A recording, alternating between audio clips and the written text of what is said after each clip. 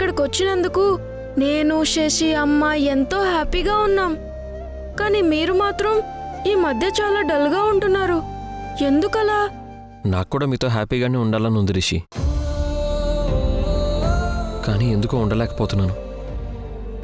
నానమ్మ అమ్మతో గొడవ పడటం వల్లే కదా నాన్న ఈ డిస్టర్బెన్స్ అంతా. మనమందరం కలిసి ఉండేలా నానమ్మకి మీరు సర్ది చెప్పలేరా? అమ్మ నానమ్మ కలిసిపోతే మనకింకా ఏ ప్రాబ్లం ఉండదు కదా. నిజమే శశి, మా అమ్మ మీ అమ్మ కలిసి ఉండాలని నాకు ఉంది. కానీ మీ అమ్మ చేసే పనుల వల్లే అది సాధ్యం కావడం లేదు. తొందరపాటుతనం తగ్గించుకోమని మీ అమ్మకి నేను ఎన్నిసార్లు చెప్పినా వినడం లేదు. ఏదైనా అంటే అందరూ మా అమ్మనే తప్పుపడతారు. ఈ సమస్యలన్నిటికీ ఓ సొల్యూషన్ వెతకాలి. దాని గురించి ఆలోచిస్తున్నాను. దానికి సొల్యూషన్ ఉంది నాన్న. ఏంట్రా అది? అమ్మని మనతో పాటు తీసుకెళ్ళి అందరం అక్కడే ఉండిపోదాం. మీ అమ్మని మనతో పాటు తీసుకెళ్తే మా అమ్మ అమ్మోరిలా అరిచేసి గొడవ చేస్తుంది. అలాని మీ అమ్మని తీసుకెళ్లకుండా మిమ్మల్ని తాతయ్యని తీసుకెళ్తానంటే బామ్మ అస్సలు ఒప్పుకోదు. ఏం చేయాలో అర్థం కావడం లేదు. దీనికెందుకు నాన్న అంత ఫీల్ అవుతారు? అమ్మంటే నానమ్మకి పడదు కదా. వాళ్ళిద్దరినీ మాట్లాడుకోవద్దని చెప్పండి. అప్పుడు ప్రాబ్లం సాల్వ్ అయినట్టే కదా. ఒకే ఇంట్లో ఉంటూ మీ అమ్మ మా అమ్మ మాట్లాడుకోకుండా ఎలా ఉంటారు శశి? అది ఇంపాసిబుల్. పాసిబులే నాన్న. మేమింతకు ముందు భవానీ ఆంటీ ఇంట్లో ఉండేవాళ్ళం కదా. ఉంటే భవానీ ఆంటీ, ప్రసాద్ అంకుల్ ఇద్దరూ ఒకే ఇంట్లో ఉంటున్నా ఇంటిని 2 పోర్షన్స్ గా డివైడ్ చేసి మధ్యలో గీత గీసి ఆంటీ అటువైపు అంకుల్ ఇటువైపు ఉంటూ వాళ్ళు అస్సలు మాట్లాడుకునే వాళ్ళే కాదు. అమ్మ నానమ్మ విషయంలో కూడా మనం అదే ఫాలో అయితే సరిపోతుంది. అసలు అమ్మని ఇటువైపు నానమ్మని అటువైపు ఉండేలా వాళ్ళ మధ్యలో గీత గీసి వాళ్ళని మాట్లాడుకోవద్దని చెప్తాం. అప్పుడు సింపుల్ సొల్యూషన్ తో ప్రాబ్లం సాల్వ్ అయిపోతుంది కదా. ఈ ఐడియా ఏదో బాగానే ఉంది, ఆలోచిస్తాను.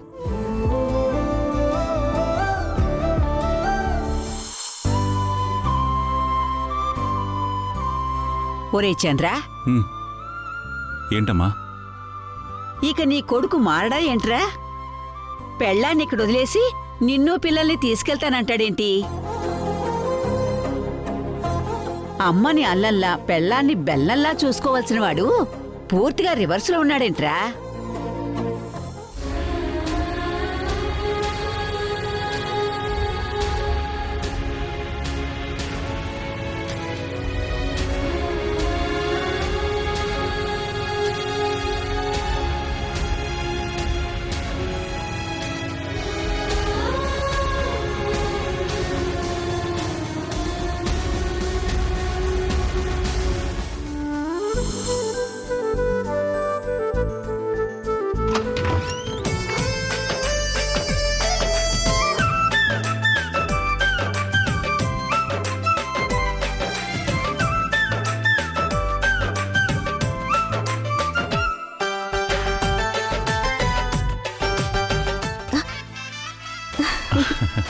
ఏంటి చంద్ర? నీకోసం మల్లెపూలు తీసుకొచ్చాను తెలుసా?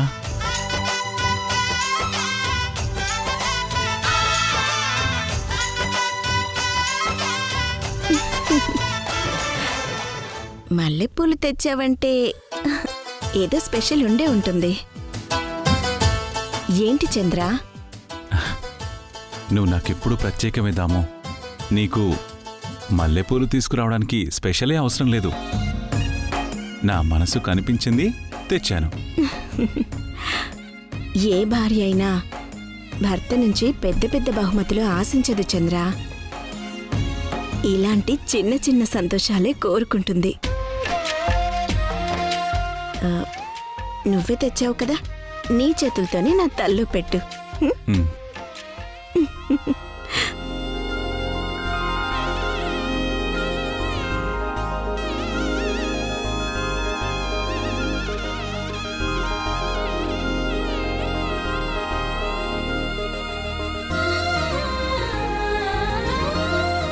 చూసావదాము, నీ తల్లో ఉండడం వల్ల ఈ పూలకే అందం వచ్చింది.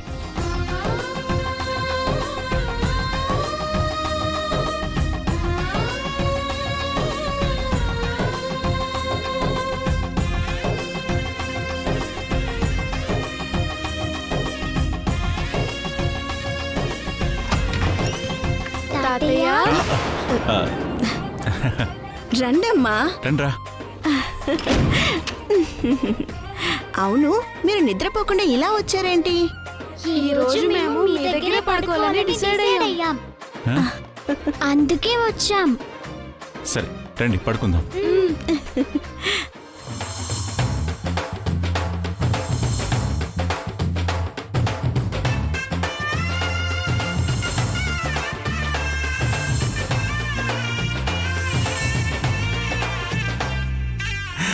సరే సరే పొద్దుపోయింది, ఇప్పటికే లేట్ అయిపోయింది కదా, రేపు మళ్ళీ స్కూల్కి వెళ్ళాలి.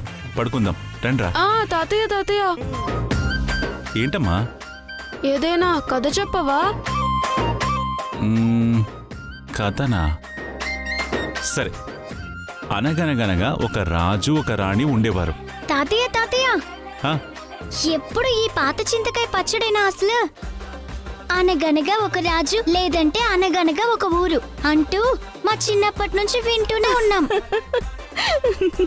అలా కాదు తాతయ్య, కొత్తగా ఏదన్నుంటే చెప్పు. ఆ, కొత్త కథలంటే ఏ టైప్ కథలు కావాలి మీకు? మీ ఇద్దరి లవ్ స్టోరీని కథగా చెప్పు తాతయ్య. ఆ?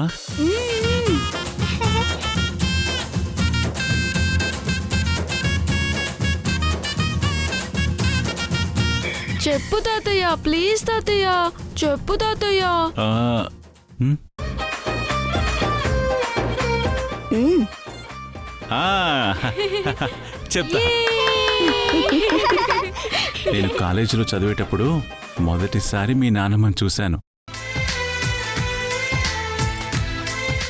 అంతే, మొదటి చూపులోనే ప్రేమలో పడిపోయాను. మీ నాన్నమ్మని చూసినప్పుడల్లా నన్ను నేను మర్చిపోయేవాణ్ణి. నాలో ఏవో తెలియని అనుభూతులు కలిగేవి. మీ నానమ్మ మాత్రం రోజు రోజు నన్ను ర్యాగింగ్ చేసేది. అవునా మ్మ్. నానమ్మా? ఒకరోజు నేను డిసైడ్ అయిపోయానురా, మీ నానమ్మే నా సోల్మేట్, నా లైఫ్ పార్ట్నర్ అని. అంతే, ఆ రోజు నుంచి మీ నానమ్మ ఎక్కడికి వెళ్తే నేను అక్కడికే వెళ్ళి ఫాలో అయ్యేవాడిని. మీ నానమ్మ ఇష్టాలు, అలవాట్లు, అభిరుచులు, అభిప్రాయాలు అన్నీ తెలుసుకున్నాను. మీ నానమ్మకి ఇష్టం లేనివేవి నాకు కూడా వద్దు అనిపించేది. అవునా? మ్మ్. మీ నానమ్మే నా ప్రపంచం. తను లేకపోతే నేను లేను అన్న స్థితికి వచ్చేశాను. అలా ఇద్దరం కాలేజీలో డిగ్రీ 3 ఏళ్ల వరకు ఇద్దరం కలిసి ట్రావెల్ చేశాంరా. ఆ తర్వాత ఒకరోజు తెలిసింది, మీ నానమ్మ మేము చుట్టాలమే అని. ఆ, అవును. అందుకే ధైర్యం చేసి నా మనసులో ఉన్న మాటని మీ నానమ్మకి చెప్పేశాను. తను నా ప్రేమని ఓకే చెప్పింది. అప్పటినుంచి ఇద్దరం చెట్టా పట్టాలేసుకొని తిరిగేవాళ్ళం.